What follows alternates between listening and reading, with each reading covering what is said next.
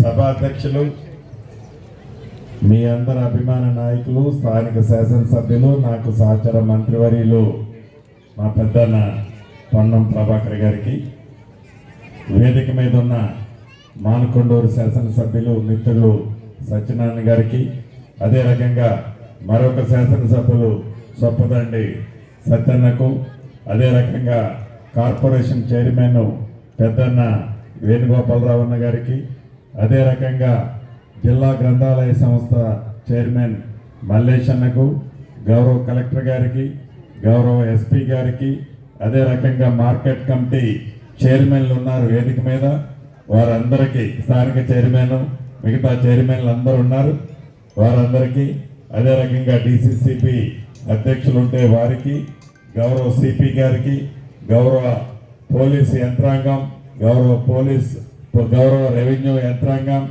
ఈ కార్యక్రమానికి హాజరైన భూములున్న ఆసాములు, రైతన్నలు, ఆడబిడ్డలు, అన్నదమ్ములు, మీడియా మిత్రులు అందరికీ మనస్ఫూర్తిగా పేరు పేరున శిరస్సు వంచి హృదయపూర్వక నమస్కారాలు, వందనాలు. చాలా సంతోషం. సహచర మంత్రివర్యుడు మా పెద్దన్న పొన్నం ప్రభాకర్ అన్న వారి నియోజకవర్గంలో ఇది రెండవసారి రావటం ఈ భూభారతి మీటింగ్ గురించి. పోయినసారి సిద్దిపేట జిల్లా తరఫున ఒక మండలంలోకి వచ్చాను, ఈరోజు కరీంనగర్ జిల్లా తరఫున ఇక్కడ సైదాపూర్ మండలానికి అన్న తీసుకొచ్చాడు. హన్మకొండ ఎలకతుర్తికి వచ్చాను పోయినసారి, ఈరోజు సైదాపూర్ కరీంనగర్ జిల్లా పక్షాన్ని తీసుకొచ్చాడు. నిత్యము మీకోసమే తన నియోజకవర్గం కోసం సగం భాగం రాష్ట్రానికైతే మిగిలిన సగం భాగం తన నియోజకవర్గ ప్రజల కోసం, వారి బాగోగుల కోసమే నిత్యము తప్పించే మీ శాసనసభ్యులు, మా సహచర మంత్రివర్యులు మరొక్కసారి మనస్ఫూర్తిగా అభినందిస్తున్నాను. ఇక్కడ ఆనాటి ధరణి, ఈనాటి భూభారతి, ఈ రెండు విషయాల గురించి గతంలో ఇదే మండలంలో గౌరవ కలెక్టర్ గారు మీకు అవగాహన సదస్సు చేసుంటారు. ఈ సైదాపూర్ మండలంలో 13 రెవెన్యూ గ్రామాలకు గాను ఇప్పటి వరకు సుమారు 1600 అప్లికేషన్లు వచ్చాయని గౌరవ కలెక్టర్ గారు ఇంతకుముందే చెప్తున్నారు.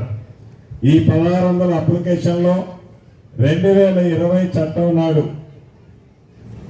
ఆన్లైన్లో మీరు సాదా బైనామాలు అప్లై చేసుకోండి, నేను క్లియర్ చేస్తాను అని ఆనాటి ప్రభుత్వం చెప్పింది. సుమారు రాష్ట్ర వ్యాప్తంగా 9,26,000 మంది అప్లికేషన్లు అప్లై చేసుకున్నారు. కానీ ఆనాటి ధరణి చట్టంలో అసలు అంశాన్నే పొందుపరచని కారణంగా ఆ సమస్యలన్నీ అంటే పేరుకుపోయి ఉన్నాయి. వాటిని పరిష్కరించే దిశలో ఈనాడు ఈ భూభారతి చట్టంలో సాదా బైనామాలు పరిష్కరించే అంశాన్ని పేర్కొనబడింది. ఇది కోర్టులో స్టేలో ఉన్న కారణంగా హైకోర్టులో రాబోయే కొద్ది రోజుల్లో దాన్ని క్లియర్ చేపించి తప్పకుండా రాష్ట్ర వ్యాప్తంగా అర్హులైన వాళ్ళు న్యాయమైన ఏవైతే సాదా బైనామాలు ఉన్నాయో వాటన్నిటినీ ఈ భూభారతి చట్టం ద్వారా పరిష్కరించడం జరుగుద్ది. అంతేకాదు, ఇందాక అన్న చెప్పినట్లు పేరు తప్పుపడ్డా, ఇంటి పేరు తప్పుపడ్డా, పురుషుడు బదులు స్త్రీ పడ్డా, స్త్రీ బదులు పురుషుడు పడ్డా, 10 ఎకరాలుంటే 10 కుంటలు పడ్డా, వివిధ కారణాల చేత ఏదైనా చిన్న తప్పు ఉంది అని పొరపాటు జరిగితే దాన్ని సరిదిద్దే అంశమే ఆనాడు ధరణిలో లేదు. ఆ కారణంగా ఆలి మెలలో ఉండే తాలిని అమ్ముకొని ఆ ఇంటి యజమాని, ఆ రైతన్న చెప్పులు అరిగిందాకా కోట్ల చుట్టూ తిరిగినా ఆ సమస్యల పరిష్కారం కాలేదు. ఈ భూభారతిలో ఇటువంటి చిన్న చిన్న తప్పులన్నిటినీ సవరించే అంశాన్ని ఎంఆర్ఓ స్థాయి నుంచి సిసిఎల్ఐ వరకు పరిష్కరించే అంశాన్ని ఈ చట్టంలో పొందుపరచబడింది. అంతేకాదు, గతంలో భూములు కొంటే చుట్టూ సరిహద్దులు ఉండేవి. ఈ సరిహద్దుల వల్ల భూములు కొన్న వాళ్ళకి మిగిల్చుకున్న వాళ్ళకి అనేక పంచాయతీలు వస్తుండేవి. అటువంటి పంచాయతీలు రావద్దు అని భూమి రిజిస్ట్రేషన్ చేసేటప్పుడే సరిహద్దులతో పాటు భూమిని సర్వే చేయించి ఆ మ్యాప్ని కూడా మీ పాస్బుక్ లో అప్లోడ్ చేయాలనేది ఈ చట్టంలో పేర్కొనబడింది. దీనివల్ల భవిష్యత్తు తరాలలో మీరు తినక ఎకరమో 2 ఎకరాలు మీకు భూమి ఉంటే మీ పిల్లలు అనుభవించడానికి వచ్చేసరికి అది గ్రామీణ ప్రాంతాల్లో పట్టణ ప్రాంతాల్లో సమస్యలు కొని తెచ్చుకున్నట్లుండేది. ఆ సమస్యలు ఈ మ్యాప్ వల్ల భవిష్యత్తులో ఇబ్బంది రాదు. ఆ పెద్దమ్మ అడుగుతుంది, బాగానే చెప్పామన్నా సర్వే చేయడానికి మాకు సర్వే లేరు అని అడుగుతుంది. ఈనాడు రాష్ట్ర ప్రభుత్వం రాష్ట్ర వ్యాప్తంగా మొదటి విడతలో 6,000 మంది సర్వేర్లని ప్రతి మండలానికి 8 నుంచి 10 మంది తగ్గకుండా ప్రైవేట్ సర్వేర్లకు లైసెన్సులు ఇచ్చి వాళ్ళకి 3 నెలలు ట్రైనింగ్ ఇచ్చి మీ దగ్గరికి ప్రభుత్వము పంపుతుంది. అది 27వ తారీఖు నుంచి ఈ సర్వేర్లకి ట్రైనింగ్ ఇవ్వటం మొదలు పెడుతున్నాము. దీనితో పాటు రాష్ట్ర ప్రభుత్వంలో ఈనాడు 286 మంది సర్వేర్లు ఉన్నారు.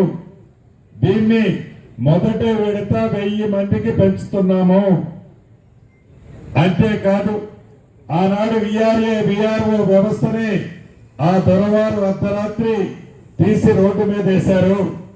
ఈనాడు జూన్ 2వ తారీఖు నుంచి ప్రతి రెవెన్యూ గ్రామం రాష్ట్రంలో ఉన్న 10,956 రెవెన్యూ గ్రామాలకు రెవెన్యూ అధికారిని జూన్ 2వ తారీఖు నుంచి మళ్ళీ పెడుతున్నాము. మీ కోరిక మేరకు దాన్ని చట్టంలో పెట్టాము.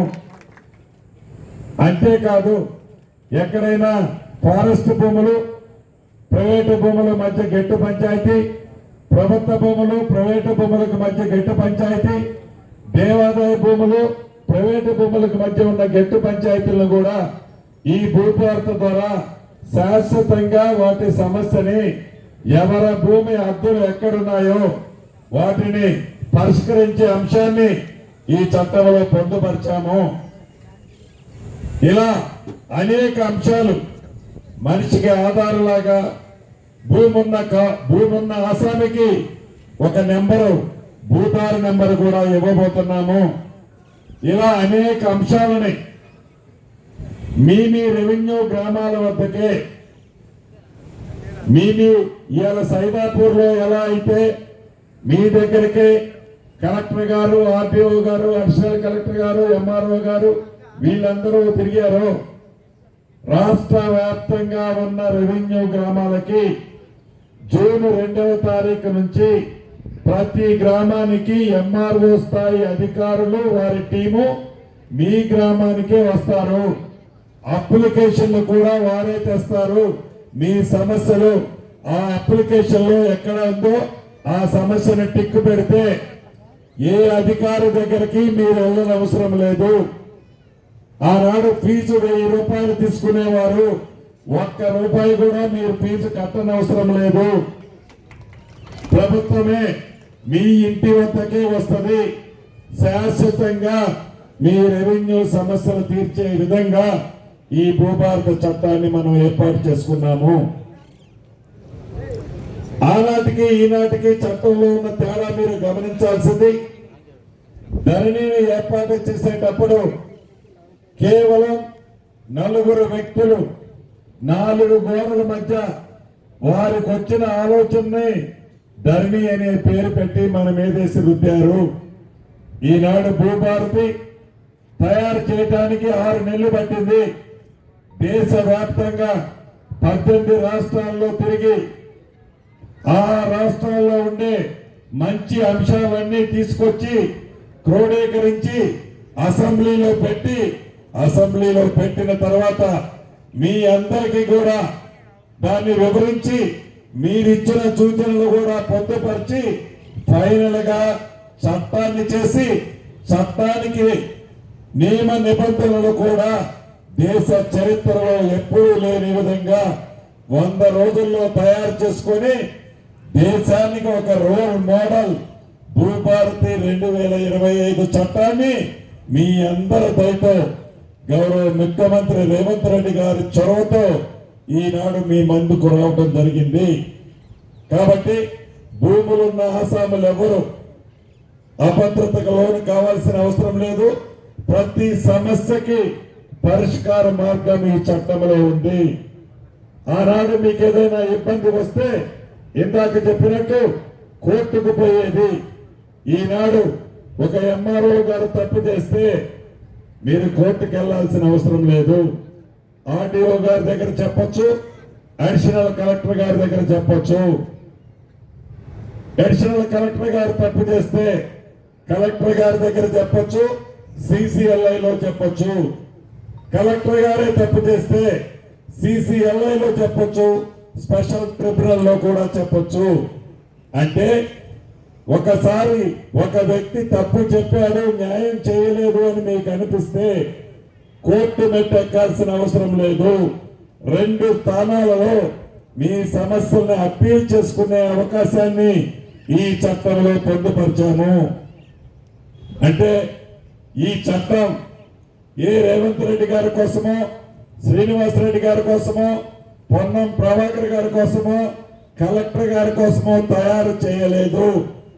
ప్రజలు నచ్చే మెచ్చే చట్టం, ప్రజలకి చుట్టములా ఉంటుందని మీరు కోరుకున్న విధమైన చట్టాన్ని ఈనాడు ప్రజా ప్రభుత్వం మన ఇందిరమ్మ ప్రభుత్వంలో ఈ చట్టాన్ని చేసుకున్నాము అని మీ అందరికీ తెలియజేస్తున్నాను.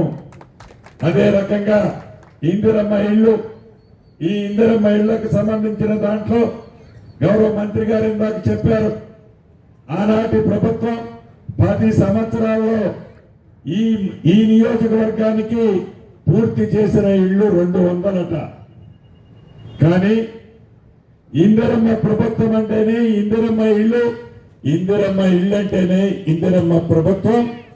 మొదటి విడత మన ప్రభుత్వం రాష్ట్ర వ్యాప్తంగా 4.5 లక్షల ఇళ్లు ఇచ్చే కార్యక్రమానికి శ్రీకారం చుట్టి ఈ నెలాఖరు లోపు ఈ 4.5 లక్షల ఇళ్లు మొదలవుతున్నాయి.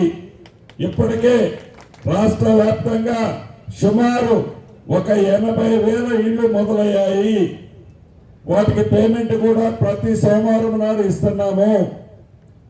పేదవాళ్లలో బహు పేదవాళ్ళకి మొదటి విడత తీసుకోండి. ఆనాటి ప్రభుత్వం లాగా ఎన్నికలు వచ్చినప్పుడు, బై ఎలక్షన్లు వచ్చినప్పుడు బొమ్మలు చూపించి ఇటువంటి ఇల్లు మీకు ఇస్తామని చెప్పే ప్రభుత్వం కాదు ఈ ప్రభుత్వం. ఇందిరమ్మ ప్రభుత్వం ఒక మాట ఇచ్చిందంటే నిజాయితీగా ఇచ్చిన ప్రతి మాటని నెరవేరుస్తుంది. ఈ రాబోయే 4 సంవత్సరాలలో ఈ 4.5 లక్షలు కలుపుకొని ఈ తెలంగాణ మన రాష్ట్రంలో 20 లక్షల ఇళ్లు కట్టాలన్నదే మన ప్రభుత్వం యొక్క లక్ష్యం. విడతల వారీగా లబ్ధిదారులందరికీ ప్రతి గ్రామానికి ఇందిరమ్మ ఇల్లు ఇచ్చే బాధ్యత మన ప్రభుత్వానిది, మనది. రాష్ట్ర ఆర్థిక పరిస్థితి మీకు బాగా తెలుసు. ఆనాటి ప్రభుత్వం ధనిక తెలంగాణ రాష్ట్రాన్ని 8,19,000 కోట్లు అప్పు చేసి ఆ అప్పు భారాన్ని మనందరం ఎత్తున పెట్టాడు. అయినా కూడా ఆనాటి ప్రభుత్వం చేసిన సంక్షేమ కార్యక్రమాలన్నీ ఇస్తూనే ఎన్నికల ముందు ఏవైతే వాగ్దానాలు చేశామో డబ్బు లేకపోయినా చిత్తశుద్ధితో ఈ ప్రభుత్వం ప్రతి కార్యక్రమాన్ని చేయాలని, పేదవారికి అందించాలని గౌరవ ముఖ్యమంత్రి రేవంత్ రెడ్డి గారి నాయకత్వంలోని ఈ ప్రభుత్వం పనిచేస్తుంది. దాంట్లో భాగమే 200 యూనిట్లు విద్యుత్ ఉచితంగా ఇచ్చేది కానీ, 500 రూపాయలకి గ్యాస్ మట్టు కానీ, ఆర్టీసీ బస్సులో అన్న శాఖకు సంబంధించిన దాంట్లో ఆడబిడ్డలకి ఉచిత ప్రయాణం కానీ, పేదవాడికి జబ్బు చేస్తే 10 లక్షల రూపాయల వరకు ఉచిత ఆరోగ్యశ్రీ వైద్యం ద్వారా కానీ, మొన్న ఉగాది నుంచి సన్న బియ్యం కానీ, రైతన్నకి